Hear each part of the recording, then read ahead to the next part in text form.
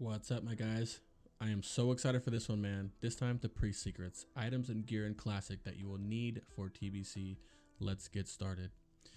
All right, to start off, let's go to co-authors, man. You already know. Massive thanks to Adal and Meeker for all the information and overall huge brain priest knowledge. Adal currently in a #2 guild as an officer in the guild Memory, as well as many years of priest experience on multiple TBC private servers.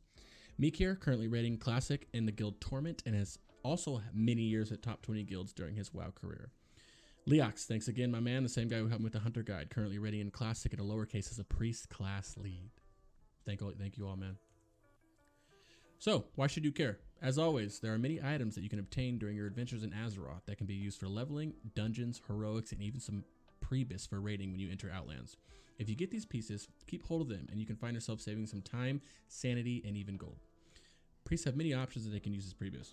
Along with that, they have arguably more to farm than every other class, with most of their gear coming from heroics, crafting, badges, and multiple exalted runs, making the classic pieces look very appeasing. This video is for the healing side of priests only. I'll finish up the shadow one as soon as I'm done with this and get it posted as soon as I can, so you shadow masters don't have to wait that long. Let's get started. All right, so first up, head. So T3 head, Circular Faith, 22 Spirit, 22 Intellect, 22 Stamina, 75 bonus healing, and 5 MP5. Now, a note about the T3 2-piece and 4-piece. I'm going to bring it up because a couple people have asked me. 2-piece is all right and very situational. You're really not renewing much outside of the 1 to 2 tanks. The only limited situations in TBC, like on Hydros, Leotheris, or Netherspite, would this be really super helpful. So don't really worry about that 2-piece that much, okay? As for the 4-piece, it sounds nice, but you don't crit that much in comparison to Classic due to the absence of world buffs. If it was for an H-Power or something, then it would be huge. TLDR, don't worry about keeping that set bonus, all right? Next up, Whiteman Hood. This is a crafted BOE. This is your go-to. Think of this and the pants, okay? 3 sockets, a blue, yellow, and a red, 79 spell damage, and 11 MP5, okay? With a fat 2-piece, increases healing by up to 10% of your total intellect. This is pretty good, okay? Next up, Hollowed Crown, or at Arc Heroic, 12 Stam, 24 Intellect, 26 Spirit, 2 gems, the big one being a meta gem. Increases healing by 57. Don't worry about the 2 set or the 4 set on this one, as it's not that important. The 2 set is more for PvP, and the 4 set is not that big of a deal because your prayer mending chains don't always go off and get maximum efficiency with it. Last but not least, the Power Heal 4000 Lens, 28 Spirit, 38 Intellect, 14 Stamina, 2 gems, including the meta, and 101 bonus healing. So pretty much you're going to run T3 until you get Hollow Crowned. At first glance, this may look strange since T3 is 75 bonus healing versus the 57 from Hollowed, but the 2 gem sockets are what makes Hollowed Crown worth, because it allows you to put an 18 bonus healing gem in 1 socket, which brings you up to 75 bonus healing and evens up with T3, plus the meta gem, which is pretty huge at this place. 5% proc chance to give you roughly 300 mana. And then you just pretty much use that until you can craft Whitemend, right? That's the goal, is Whitemend. Unless, of course, you're engineering, then obviously you would go Lens. Next up, Neck. Necklace of Necro. 10 Spirit, 11 Intellect, 10 Stamina with 53 bonus healing on it, compared to a quest item called Karja's Medallion, 15 Intellect, 10 Spirit, 55 bonus healing, and Necklace of Eternal Hope, which costs 25 Badges of Justice, 22 Stam, 21 Intellect, 48 bonus healing with 4 MP5.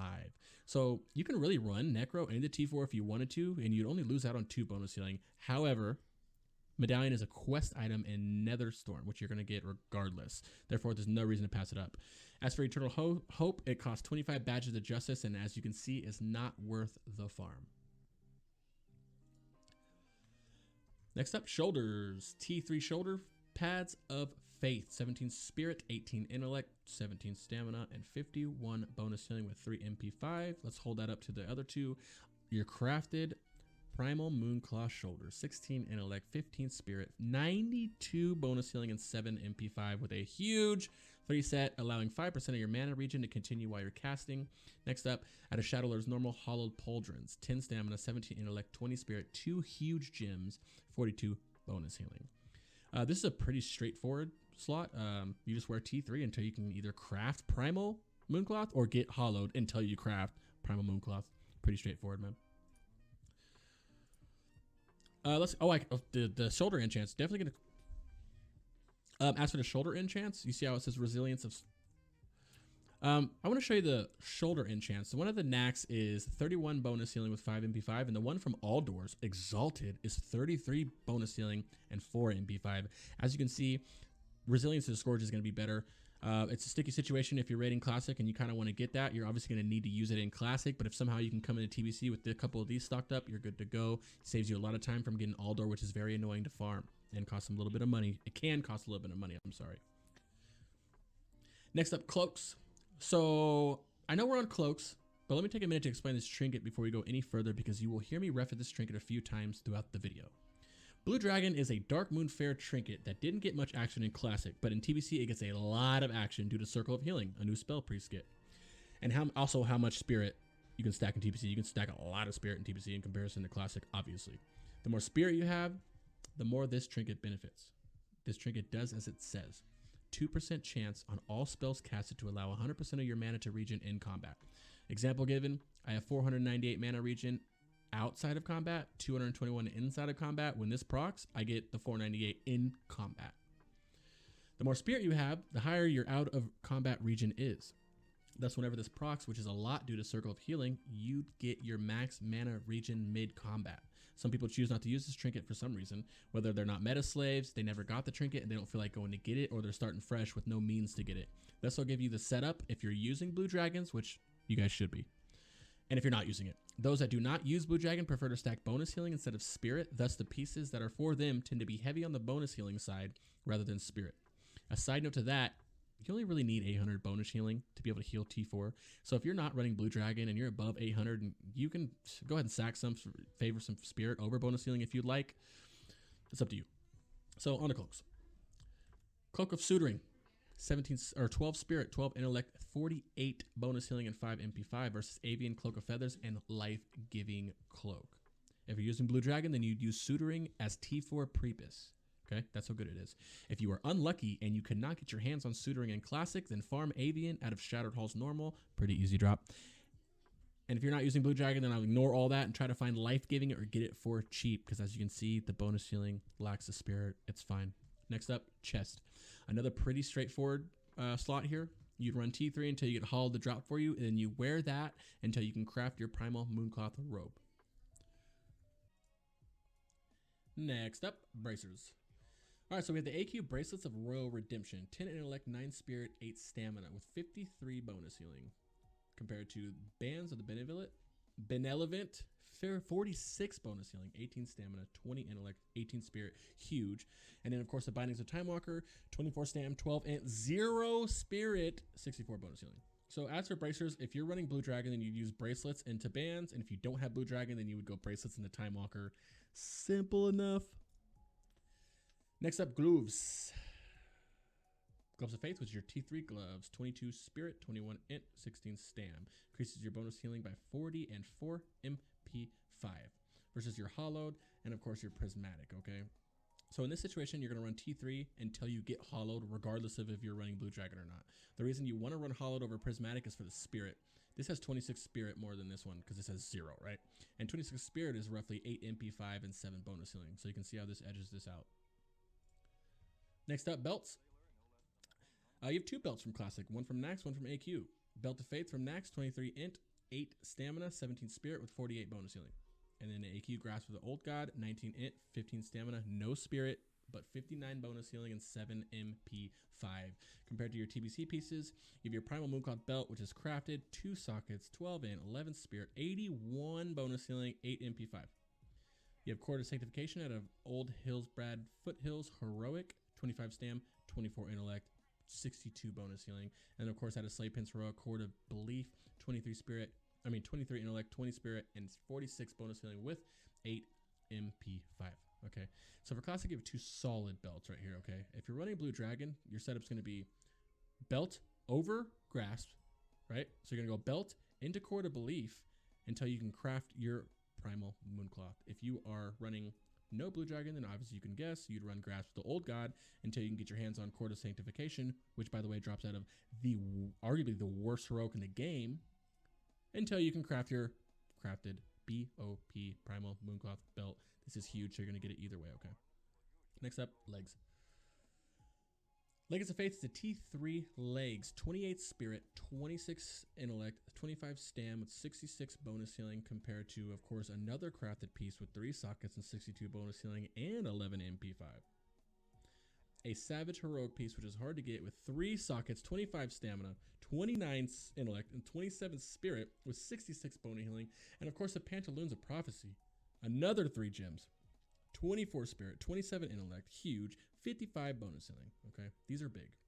So legs is a rough slot altogether due to how random and difficult it could be to get these 3 pieces. Okay, T3, you replace this as soon as you get any of these, obviously.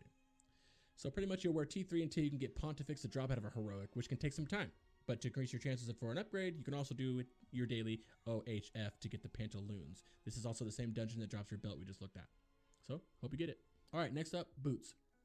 So you got 2 really strong boots come out of Classic, one from BWL, Boots of Pure Thought, 12 int, 12 spirit, 8 stam, 62 bonus healing, and the T3 Nax ones, 13 spirit, 19 stam, 22 intellect, 6 MP5, and 44 bonus healing. And then of course your 3 from TBC, from Mechanar Heroic, Boots of the Pious, 24, 26, and 23 with 62 bonus healing. Out of Aconite Crypts Heroic, Slippers of Serenity, 2 sockets, 35 bonus healing. And of course, a quest out of Shattered Halls, Curates Boots, 25 int, 25 spirit, 53 bonus healing. All right. So in any situation, you're going to use Boots of Pure Thought until you get Curates Boots from a quest. Okay.